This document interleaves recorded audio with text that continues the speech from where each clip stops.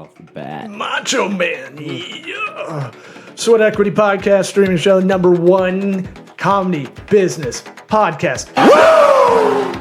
You said it, Ric Flair. You said it. All wrestling today. All wrestlers. I'm gonna run out of wrestlers pretty soon. I can't reference a lot. Rick Rude.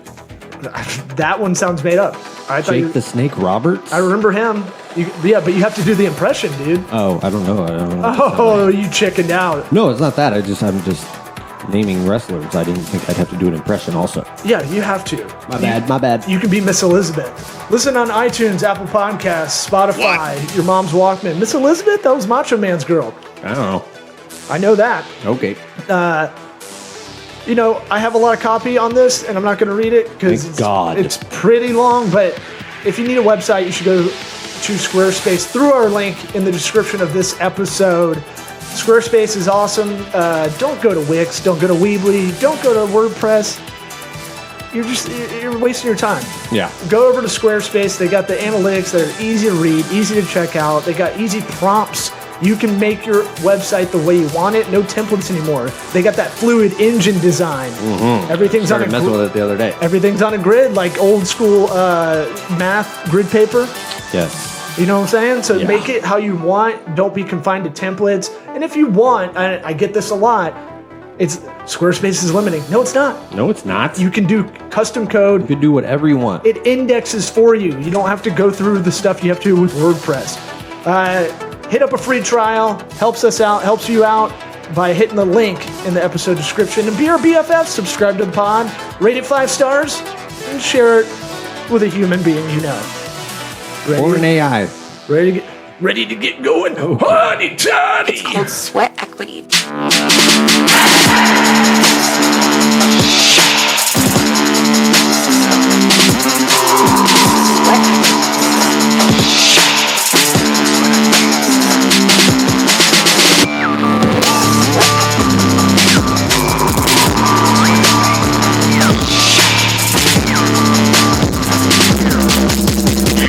Listening to the Sweat Equity Podcast.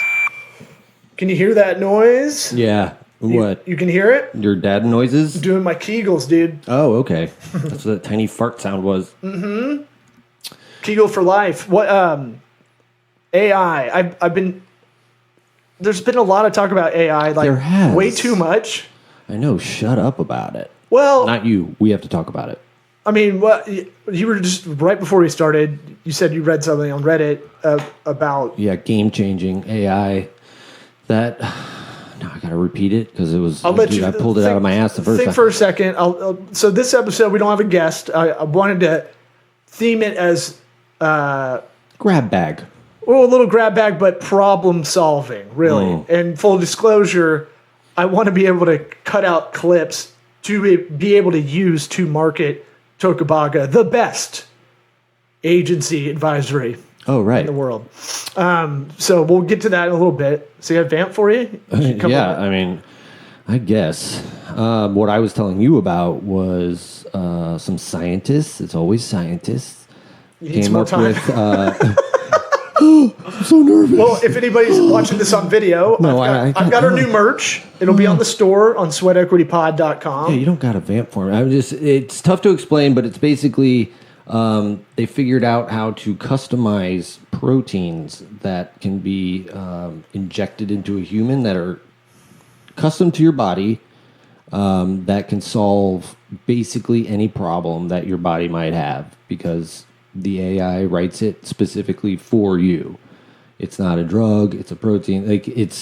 I was telling you that if we take ibuprofen, everybody takes the same ibuprofen. You know, so it works differently on people. Like Tylenol doesn't work on me. I get a headache and Tylenol does shit. The painkillers don't really work on me. Right. And well, that's from the years of abuse, but I did use them a lot in high school. But not back when football was still football. No. My friends would have football players on the team. My buddies. Mm-hmm. One of my best friends got ACL surgeries all the time, on purpose to get the script. No. This is before it became cool. No, but he would he'd have all these surgeries, the offensive lineman, and he'd be like, "Do you want some of these?" I'd be like, "In class," and you're like, "Yeah, I'm bored." Yeah, An all boys sucks. Catholic school, yes, anything to get through this day. Right. And then a third friend of ours had a dad, I think that was a doctor or something like that, and he always had some on hand.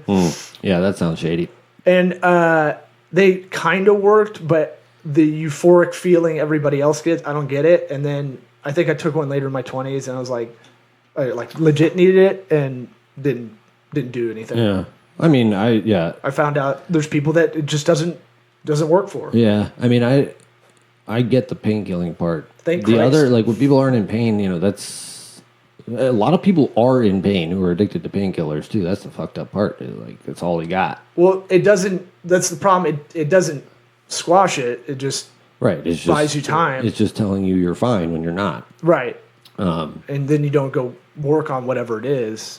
But basically, the AI thing was like, you and I are going to have full heads of hair in a couple of years. Whatever your problem is, they can basically just give it a prompt. Mm-hmm. And I mean, I'm going to guess you have to have some kind of blood sample on your end to give it, to give it parameters. Yeah. Is it like in my head, it's like a glory hole, and That's exactly what I was thinking. with a too. flashlight Yes, in definitely. it. Yeah. Okay, go ahead. But you explain Think the of a- theory think of that a- we both had. Think of a glory hole with a flashlight on the other side, so there's nothing weird, and it gets your protein out of that. No, Oh, that's how you just want to I don't know. harvest. It's a way. I'm not into healthcare. Yeah, I don't think it's like glory hole. I think it'll be very scientific and probably use a needle or something But to not- inject it. Now I think about that idea. I'm surprised that hasn't been Yeah. utilized a lot. There's a Could lot I of receive it glory hole-ly? well, no. It has to glory hole, but it has to have a flashlight on the other side, so it's nothing weird. Right. Don't be a Puritan, dude. I know, but how that's the whole thing of a glory hole is what if it's not a flashlight? That is the real grab bag. Right. That is the dumb mystery pop. Right, the real mystery box. Yeah, with probably no boxes if you're showing up to a random glory hole. Right, and if you're putting your dick in a glory hole, you don't care. You're living a life that's That's no rules. That's real gut check time. Right. You really need to do like a Rocky IV look in the mirror moment. Yeah, trained in the Russian Arctic for months before you stick your dick in there. Find a picture of someone you hate, like Trump, if you're a snowflake, as they say, What? and just crumple Bringing it. Trump into this. I don't know. I'm trying to think of a villain people hate. So Why do you need that? Oh, Rocky IV. while you're training. Yeah. I thought you meant at the glory hole. I was like, that's not going to do. I mean, that could go the other way. There's people that are very MAGA. I guess so. Yeah. MAGA hags. Oh. Yeah, AI. I don't like the stress around it from everybody. What kind of stress you talking about? That they're going to take our jobs stress? The conversations I've been having with people about AI, it has a certain anxiety around it, like kind of like the election or like COVID lockdown time. Like it carries this weight to it. Like we're not going to have jobs in the future. Like a lot of jobs are going to get eliminated. I don't think this stuff's going to happen nearly as fast as people think.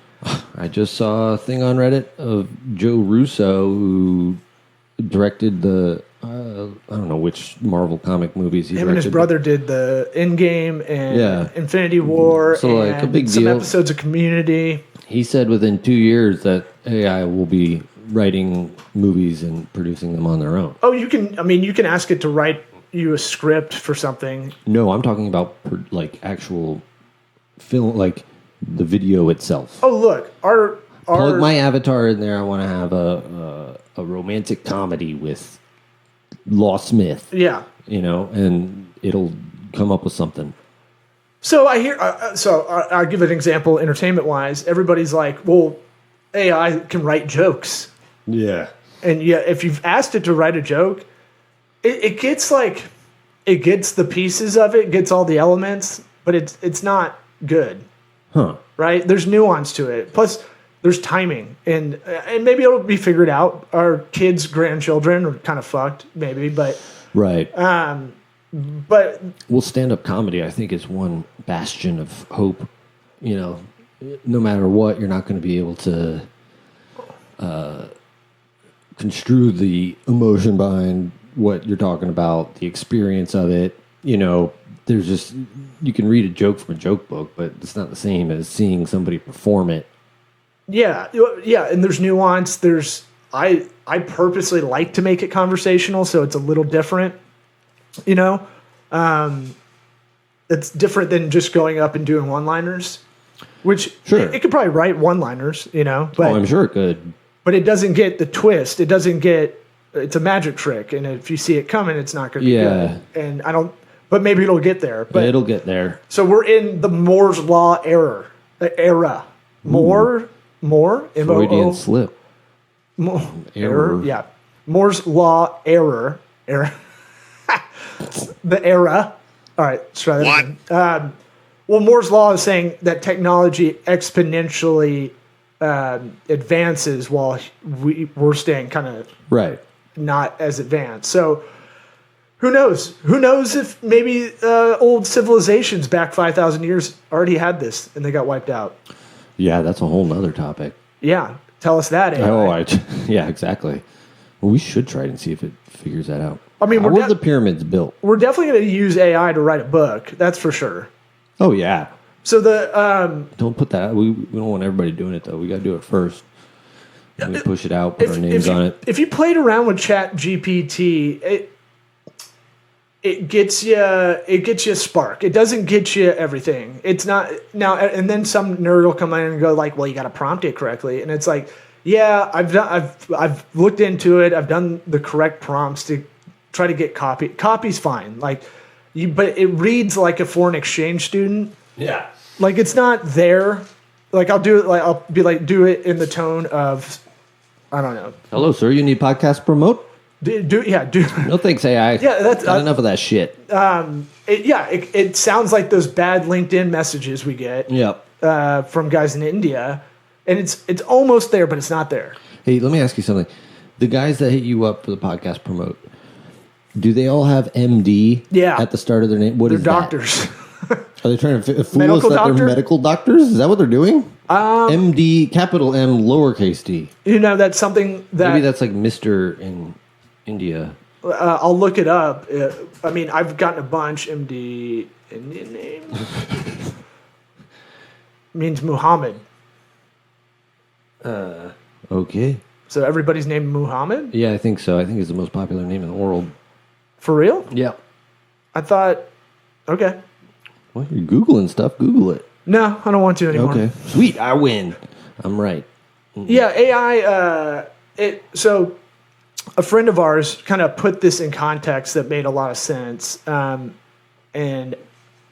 you know, you would have heard it if you went to this dinner party we had.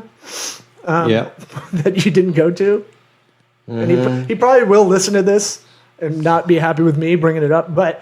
No, I'm not happy with you bringing it up. He said something profound that I want to know if he made it up or not. But he's saying, you know, Chat GPT is.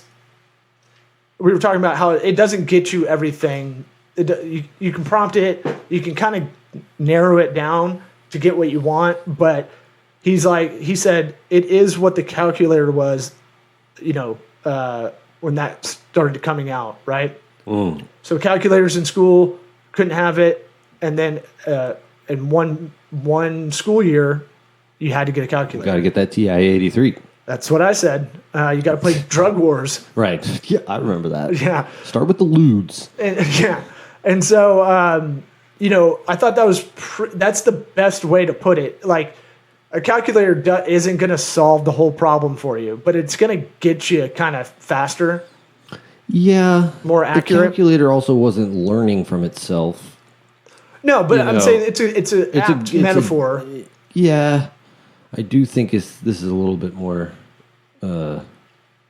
intense. I don't know how to put it, but like I think the calculator has its limits. Yeah, and this has its limits. I'm just saying it's not exact 1-to-1. don't metaphor Need to hate. go to that dinner party. No, yeah, I think you're just sour because you missed it. But we, what's it called? It was one of those things. It's about problem solving.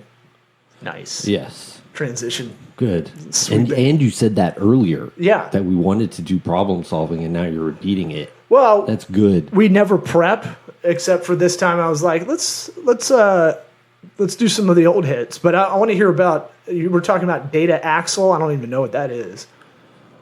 Oh, that's just a good resource for people if they're looking to get lists of it does B2C and B2B. Really? Yeah. For an example, just out of nowhere, if you have a dentistry office, and let's say you have dental offices that are general dentists, and then you have a specialty practice that you want to get other general dentists to refer to you, you can go on Data Axle, pull a list of all the general dentists within a whatever radius with as much information as you can get, like, phone numbers, addresses, all that stuff. I don't know how much more it does than that. How much is it? I think it was like $50 $50 for like 100,000 long list or something. Like $50 will get you what you need. That was the B2B, and the B2C one was only 25. Wait, say that again. Sorry, I was reading that. How much is it? 50 for a B2B list. How 25 for How long's the list? What are we talking? like 10,000. What? Yeah. No, it's legit. Oh, I'm gonna have to use this. Yeah, no, that's why I brought it up. Wow. Yeah, it's I gotta. Have you? I say that I haven't gotten a list from it yet. It might be dog shit, but right. I was it's a good gonna place say, to start. Did you scrub it yet? No, Well, but that's still better than any rate I've heard of. right. That's what I was like. I was thinking, oh, this is gonna be $1,200 a month or something crazy. It wasn't, and I think it's a one-off. You don't have to have like a subscription. Oh, and speaking of reliable, relevant data, going back to ChatGPT, it only gives you up to 2021 as far as like info, I think. ChatGPT does. Yeah. Interesting. So that's something people forget that part when they're playing around with it. right. So if you're trying to find something like very relevant, very new topic, trending, it might not give you that correct answer. Writing copy, great. I also think it does Google stuff for you. Lots of times. Well, it's basically like a lot. I bet 90% of the questions that people are asking ChatGPT are a Google search. Oh yeah, I mean, my belief is it will take a big chunk of Google's organic search because it actually, I mean, goddamn, how many things do you Google now and it's just garbage? It's just shit. It's just SEO bullshit, Yeah. and you're like, it's hit a saturation point because they're 96% of all organic search is between Google and YouTube. And like trying to find something that's not that hard to find on Google, Right. but it's fucking suppressed by a bunch of SEO garbage. Convoluted. Yeah, it's hit its peak, and everyone's like, Bing's a piece of shit. Well, guess who put $1 billion into OpenAI? It's Microsoft. So Right. they're going to take a big market share, is my prediction. You heard it here first. Lock of the game. Okay. Game of the week. Mark it down. That's interesting. Yeah, data's interesting. I'd say the big problem with a lot of businesses for lead gen is they don't know. Right. They don't know what they're looking for. They don't know. No, well, no. So this is the big. I've been thinking a lot about lead gen as a just overall thing. I was like, every situation I come into, I think about this. What's felt and what's actual, right? That's a lot of marketing overall. I get feelings told to me. Like if I'm asking about a business and they're like, well, we got X locations, we have X amount of employees. That's fine. That's pretty standard. But I'm like, who are your customers? Who do you go after? And they go, I feel like it's like this. Yeah. And you're like, oh boy, okay. You don't even know that yet. And so I feel like a lot of the problem with lead gen for a lot of people, a lot of businesses is they don't know who their audience is. Yeah. The ideal customer. Yeah, start there. Your avatar. That's the easiest thing to do is go, who would be your best best customer, client, patient, whatever it is, right? Start there. And most of them can't even get out of the bias they have in their head from who they think it is. Yeah. Right? Yeah, they don't want to be proven wrong. The solution is to really think, who's the ideal client? Who's the ideal customer? Who's the ideal patient? And you start there, then you break it down. But just because you've been running for a while, right, and you're doing okay, it doesn't mean you don't step back and look at who that is. Right. And it's the person that's going to generate the most revenue over a lifetime. It's not the person you want to hang out with the most. Or the easiest to close a sale, but it's not going to be the highest sale. Right? Like, for instance, if you're a restaurant, you're saying you should be able to get in droves that person. If you're a restaurant that does catering's your big ticket thing, right? Mm-hmm. But you're just relying on the customers at the restaurant to come in and go, hungry. I need a cater. I need y'all to cater. And it's like, that's not the best. You need to go out and get it. Now, you can accept those all you want, but like, you need to go, who's event planners? Who's like PR people? Promoters, event those kind of managers, things. Yeah. Weddings, all that kind of shit. So I feel like that's one big thing I've been thinking about a lot. It's just like, man, you really have to, and you have to do that kind of research on like how many is in the market share. Yeah. Yeah. Your ideal customer might not be as populous as you hope.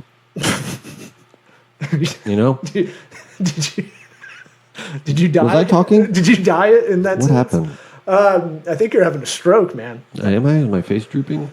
Here's another thing with lead generation, especially in B2B, I would say, is they don't know. All right, hold on. Let me rephrase this. The biggest indicator for a lot of B2B lead gen is knowing your cost per lead and cost per acquisition. And rarely do I have anybody who has a ballpark fucking idea what that is. If I have a business that's outside of marketing, the marketing world, doing the services and that, I'll have fucking military-like callback on those numbers. Yeah, and they're not hard to figure out. It's a big math problem, but take the time to do it, and it's there. Or if you don't know it, take all the leads. How many leads you get this year? Right. Say it's 100. Then take your whole annualized marketing budget. Mm-hmm. Divide that big number by that little number. Right. You'll get your cost per lead. Then if you can break it down into conversions, if you blow can, your mind. What's your close rate on that? 50%. If you're a lawyer, probably 90%. Mm-hmm. Because people don't shop around for attorneys for whatever reason. I feel like people don't understand, and this is funnels in anything. You could apply this to hiring funnel, which very underrated too. Big time. Well, we're not good at the hiring process in this country. I don't know how it is in any other country, so I'm going to say in this country, hiring is wildly flawed. Yeah. And like you can apply the same tactics to get customers as you can to find talent.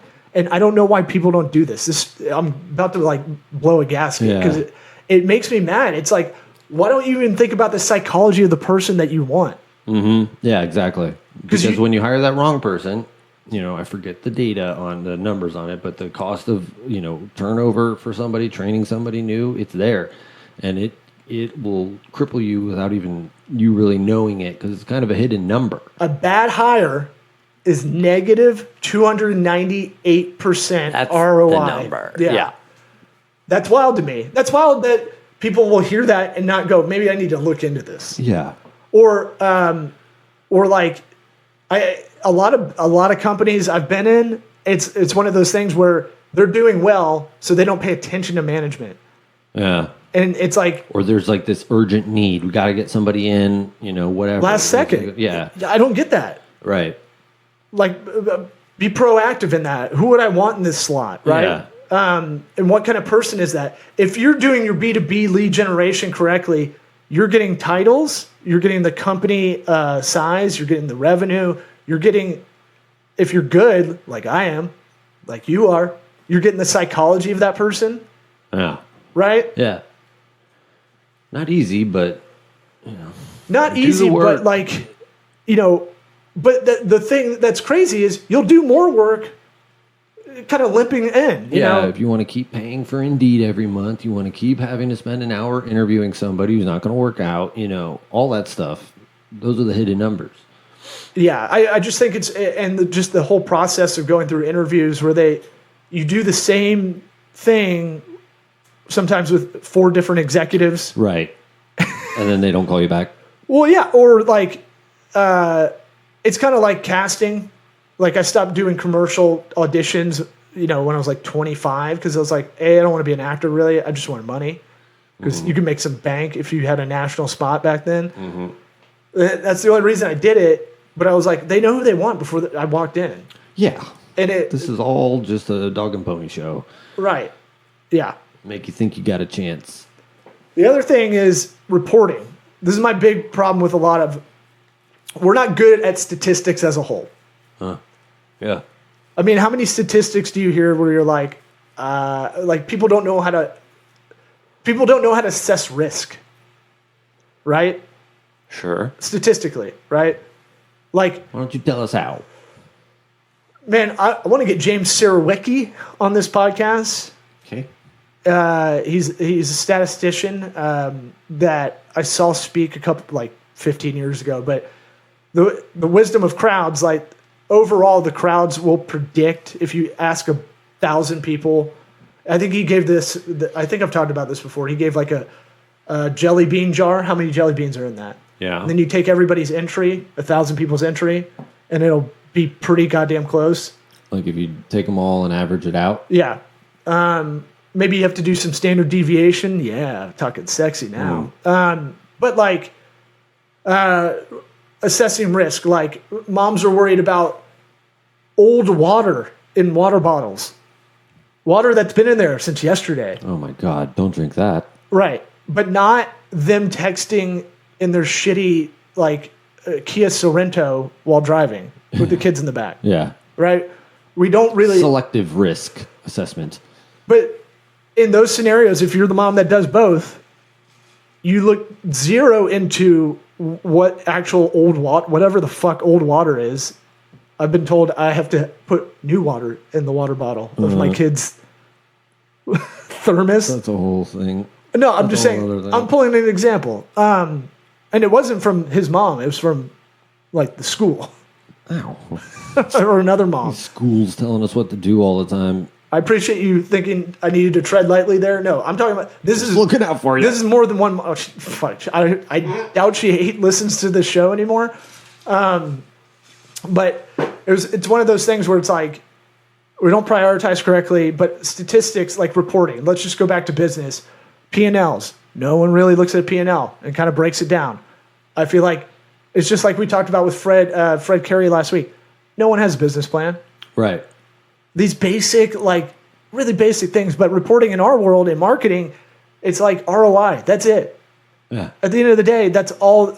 Are we getting more multiple exponential compounding ROI with this strategy we're doing and executing on it? Yeah. I mean, it's something I keep track of every month, plugging in those numbers. What do we spend? What do we make? Spit that back out. That's important to know. And then if you want to do some kind of nautical beacons, something to know, benchmarks, you're on your way, because you're going to do a lot of things if you're good at marketing. You're going to do omni-channel integrated marketing. I hate omni-channel. I hate that word, but that just means you do more than one thing. You do Google ads and Facebook ads. Well, I was just talking to someone, I was trying to help someone out, and they were like, hey, they just want to hire you to do their PPC. And I go, no, I need access to the website. And right. He's not going to, at the end of the day, all he wants is leads. I can do PPC alone, but you're siloing me out, and it's going to hurt my performance, which pisses me off. Exactly. Yeah, I'm dealing with that shit. Yeah, I mean, it's like where it's just maddening, where it's like, come on, do you not understand? Like, our lives are on the line here, you know? because because it's complicated to someone that doesn't really marketing feels innate and it's not. It's just like managing people. People think they're a good manager and they haven't sniffed at looking at a fucking management book or psychology. Yeah. You know, or even pulled from their own experiences to internalize like how to manage people correctly. Right. What was your favorite manager like? You're going on TikTok looking up fucking cinnamon challenge or something, whatever the fuck. So it's one of this, and again, people get hung up on the wrong things. Like, I need you to do social media. We need a social media presence. It's like, fuck you, dude. It's only because you use it personally. That's why you want to do it. Yeah. That's not who your business targets. Right. Yeah.